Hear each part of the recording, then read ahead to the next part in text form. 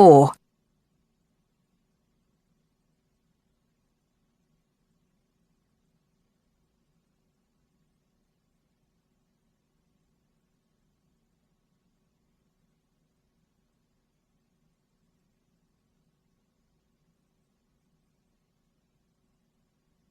Now listen carefully and answer questions 1 to 4. Hi, Hardeep. Is now a good time for us to plan that computer programming lesson we've been assigned? Hey, Dawn. I was just thinking about that, actually. Yes, let's get it out of the way now, shall we? I've got the instructions here.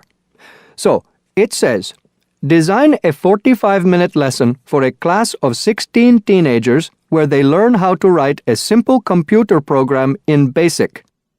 Now, I know, of course, that BASIC is the computer language people used to use back in the 1980s when they wrote programs on microcomputers, but I'm not sure I feel very comfortable teaching anyone about it. Well, I did a bit of research yesterday and found out quite a few things, so I think we'll be okay. Great.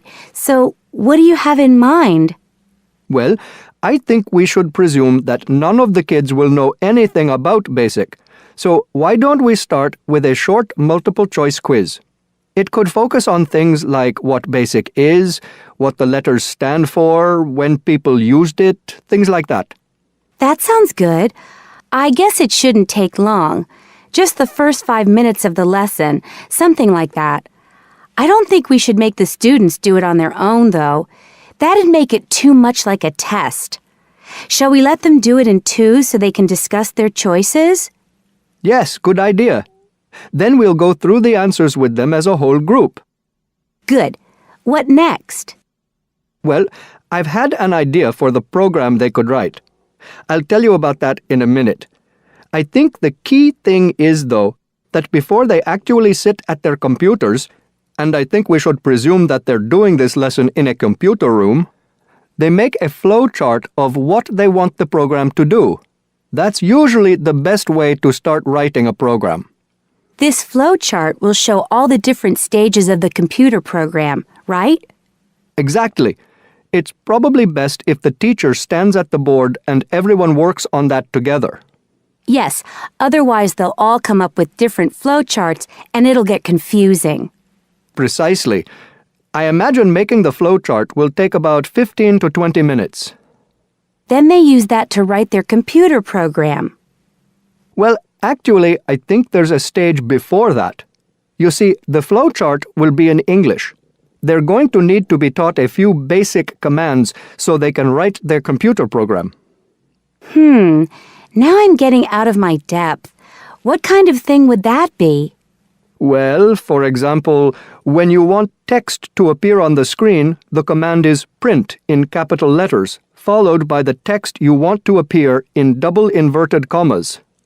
Oh yes, I think I've seen that before. Right. So they'll need to be taught 5 or 6 commands before they use them to write their program.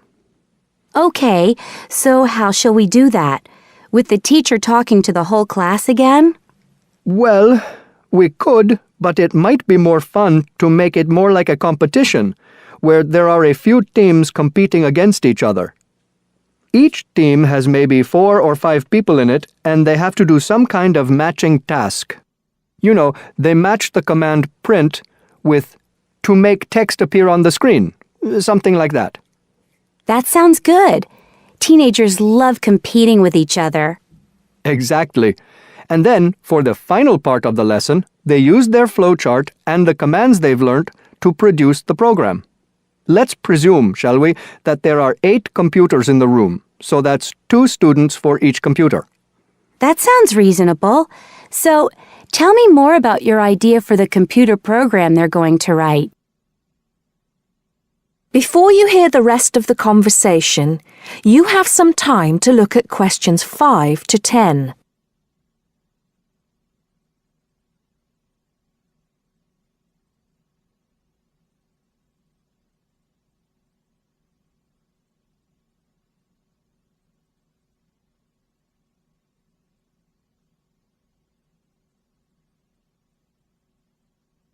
Now listen and answer questions 5 to 10. Okay, so it's a very simple program. I've actually written it down here so we can go through it together. Okay, so the first line says 10 CLS. What on earth does that mean? Well, every line of a basic computer program starts with a number. They usually go up in tens, so the first line is 10, the second 20, and so on. And CLS is the command we use in BASIC to clear the screen. Oh, I see. So that's just telling the computer to start with a blank screen. Exactly. Then we move on to the next line. So this one says 20, print, guess a number between 1 and 10. Right, I see. That appears on the screen. It's not that difficult, is it, when you get the hang of it? Let's see if I can work out the next one. 30, input I. Oh, not sure about that. Well, all that's saying is that the person playing types in a number. Input is the basic command for type in, and I just means any number you like. Oh, okay. Then what happens next depends on what the number is. So we've got 40 if I is less than 1, or if I is greater than 10. Then print. Bad choice.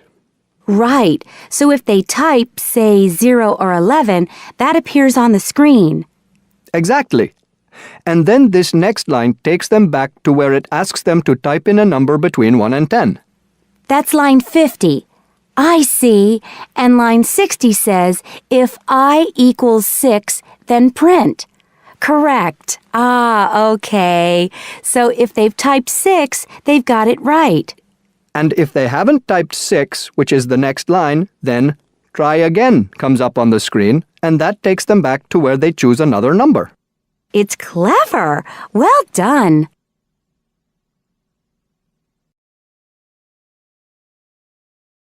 That is the end of part 1. You now have half a minute to check your answers.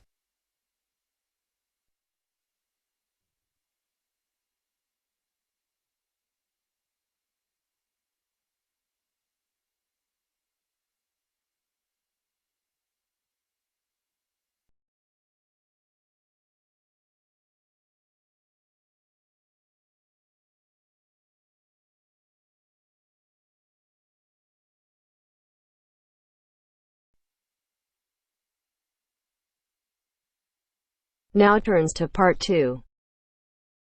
Part 2. First, you have some time to look at questions 11 to 17.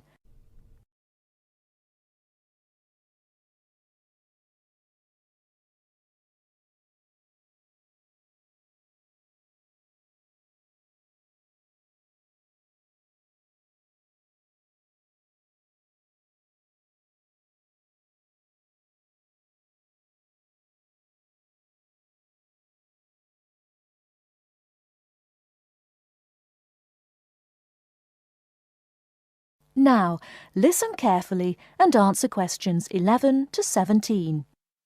Hello, Clark's Cycle Hire. My name's Keith. How can I help you? Oh, hello. I saw your ad in the local paper, and as I'm thinking of doing some cycling, I'm wondering what kinds of bike you have and what your prices are like. Well, we hire out two main types of machine, touring and mountain bikes.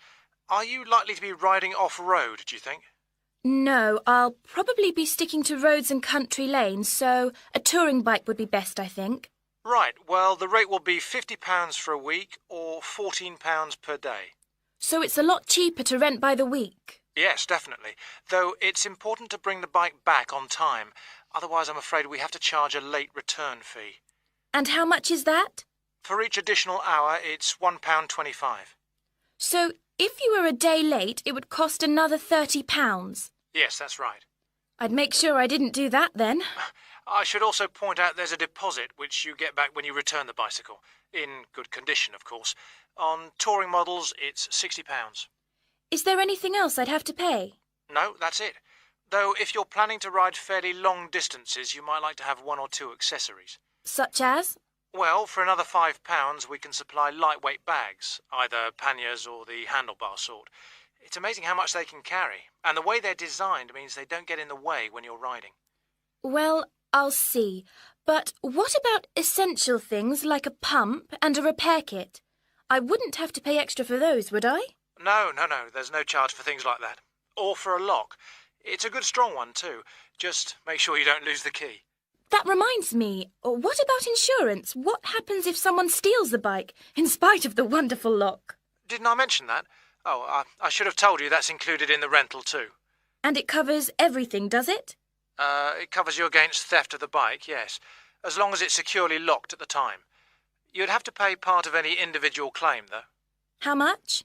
If the bike was stolen and not recovered, you'd be liable for the first £100.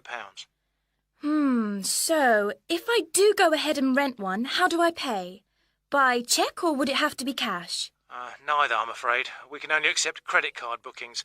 Otherwise, we'd have to ask our customers for the full value of the machine as a deposit. I've got a visa in my name. Would that be okay? Sure. Before you hear the rest of the talk, you have some time to look at questions 18 to 20.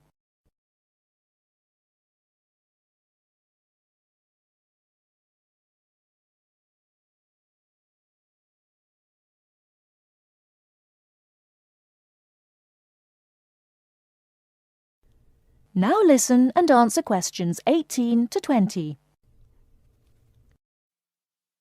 So if I want to have a look at the bikes, how do I find you? I live near the university, by the way. Right. First you take Woods Road as far as the main police station. I know it. It's right next to the park. Yes, that's it. And after the police station, there's a turning to the right called Oak Street. At the big supermarket? No, it's before then. It's actually between the police station and a garage on the other side. OK. So, you go down Oak Street until you reach the health centre on the right. If you get to a pub called the Maple Leaf, you've gone too far. All right? Yes, I've got that. Now, opposite the health centre, there's a pharmacy, and we're just behind that. OK, fine. I'll try to call over sometime tomorrow. Great. See you then. Bye. That is the end of part 2. You now have half a minute to check your answers.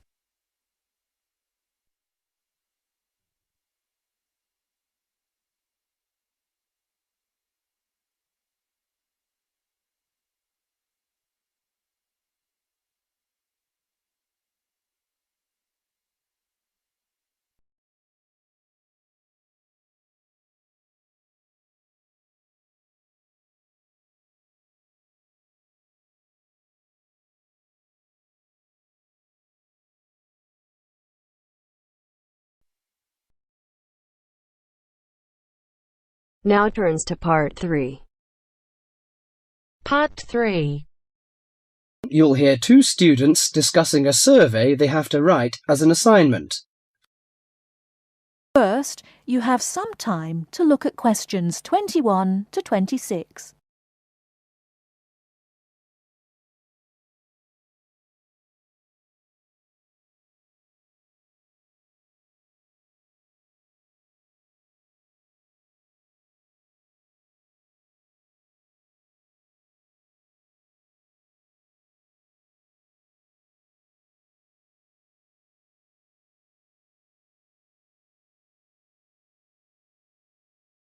Now listen carefully and answer questions 21 to 26. How is your market research project going, George? Very well, actually, Anna.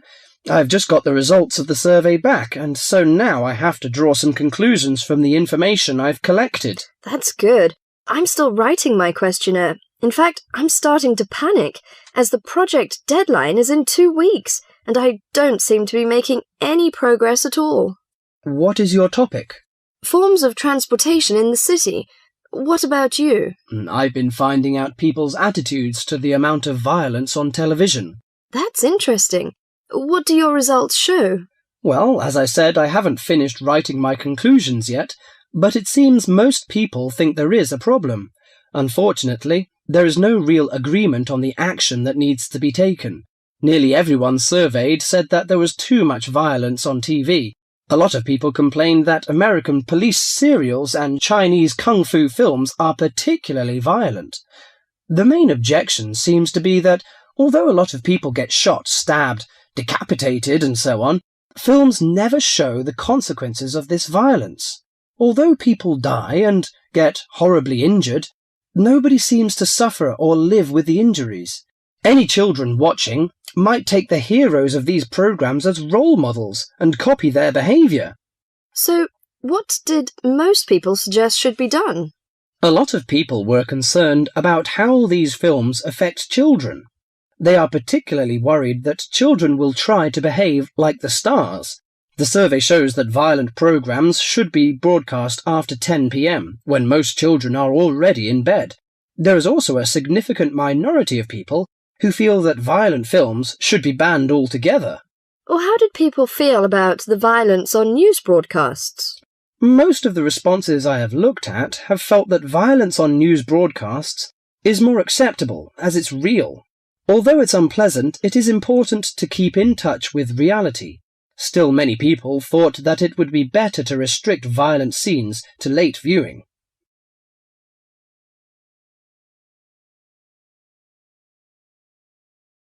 Before you hear the rest of the talk, you have some time to look at questions 27 to 30.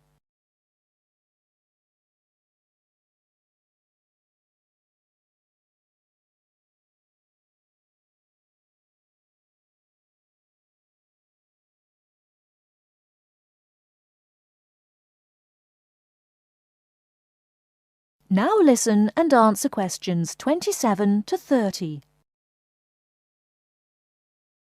Your survey sounds very good.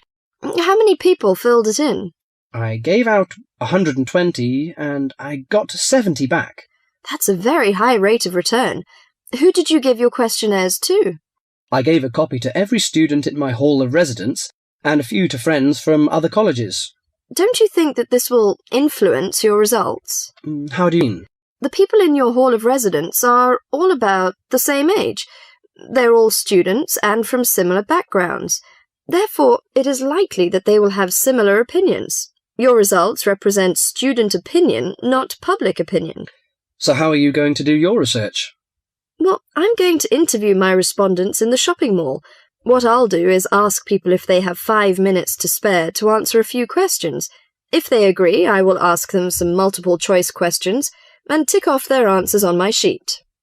Isn't it very difficult to ask meaningful questions using multiple choice? Yes, it is. The secret to writing a successful survey is to write simple multiple-choice questions that target the information you're looking for. There, it's better to write a lot of short, specific questions than longer general ones. So that's why it is taking you so long to write? Yeah, but I hope I'll be ready to start interviewing at the weekend. That is the end of part 3. You now have half a minute to check your answers.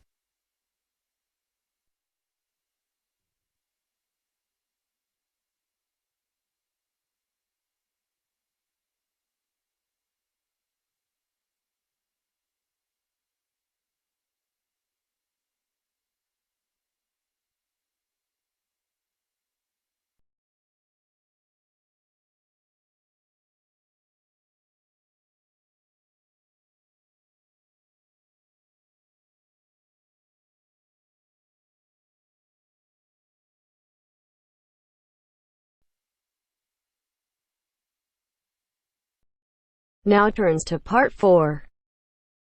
Part 4. You will hear part of a lecture about architecture. You have 30 seconds to look at questions 31 to 36.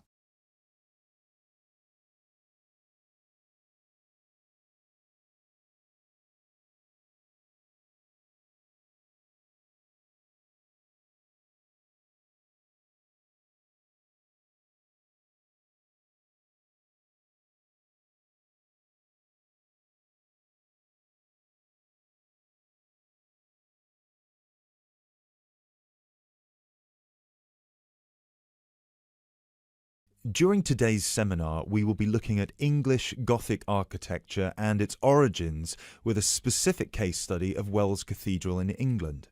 The Gothic style was initially brought over to England from France. This was at a period of time in which England was ruled from France by the Normans, starting with William the Conqueror, who first defeated the English army at the Battle of Hastings on October 14th, 1066. After 1072, when some smaller rebellions in northern England had been defeated, the Normans gained complete control of the English monarchy, which they controlled until 1154. The peace that ensued in England had a large impact on many aspects of daily life. Thousands of French words entered the English language for the first time, such as beef, fruit, city, and hour. French ideas and styles, like Gothic, also began to flow across the Channel to England too, examples of which can still be seen in the architecture of many listed buildings. A listed building is one that is protected from alteration or demolition because of its historical or stylistic importance. One such building is Wells Cathedral. Construction on Wells Cathedral began in 1175, at a time when Gothic architecture as a style was in its infancy. As a result, it is one of the first entirely Gothic buildings ever constructed. From the first designs to the date it was completed in 1490, Gothic architecture flourished in England. Therefore, later additions to the building were still influenced by this Gothic style, rather than by later architectural styles such as Tudor architecture. Older cathedrals in England would have initially been influenced by Romanesque architecture, alternatively known as Norman architecture in England. As the former name suggests, Romanesque was a building style based on the skills passed on to various areas of Europe by the Romans. When the Western Roman Empire collapsed in the 5th century, these methods were retained by Rome's former colonies and developed further. One such Roman gift to the Romanesque architects was the round arch, also known as the true arch. The Romans perfected this style by using wedge-shaped stones called voussoirs, which created pressure that held the structure together at the top. Cathedrals in England, such as the ones in Ely and Canterbury, were started before the arrival of Gothic architecture. Even though parts of those two cathedrals, which were constructed later, are in the Gothic style, other sections predating the arrival of Gothic architecture are Romanesque. The result is known as eclectic, because the building is constructed using more than one style. All of these cathedrals belong to a group known as the medieval cathedrals of England. There are 26 different buildings that belong to this group in total, all of which were constructed or added to during a 500-year period from 1040 to 1540.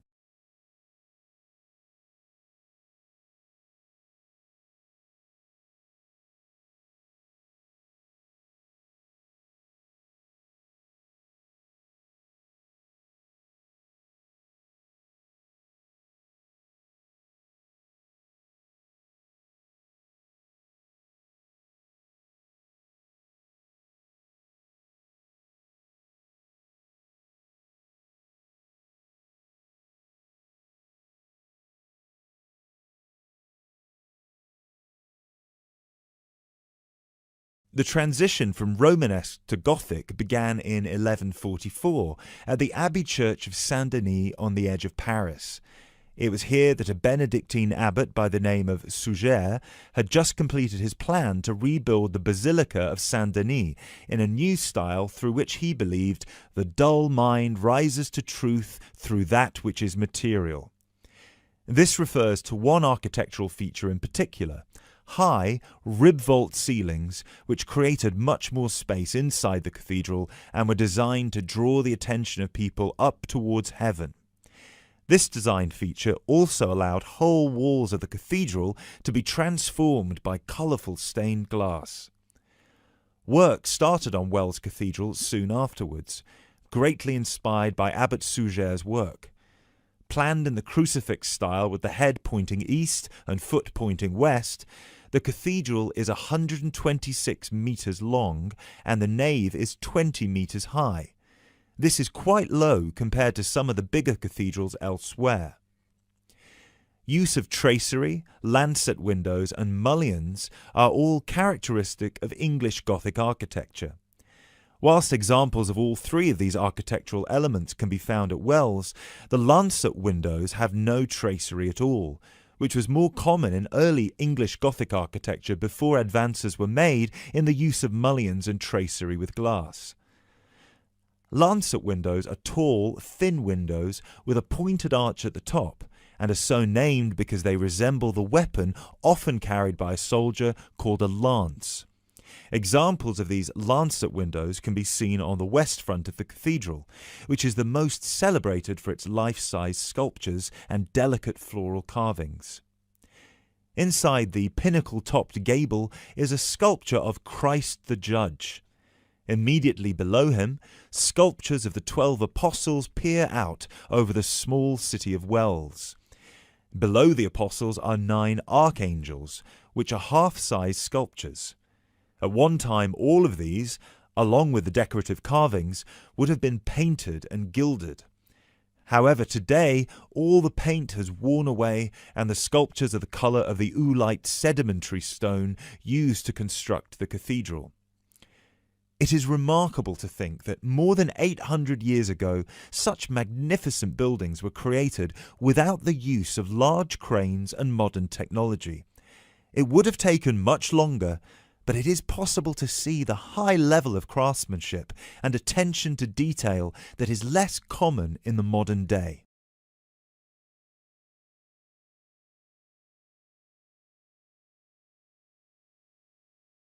That is the end of part 4. You now have half a minute to check your answers.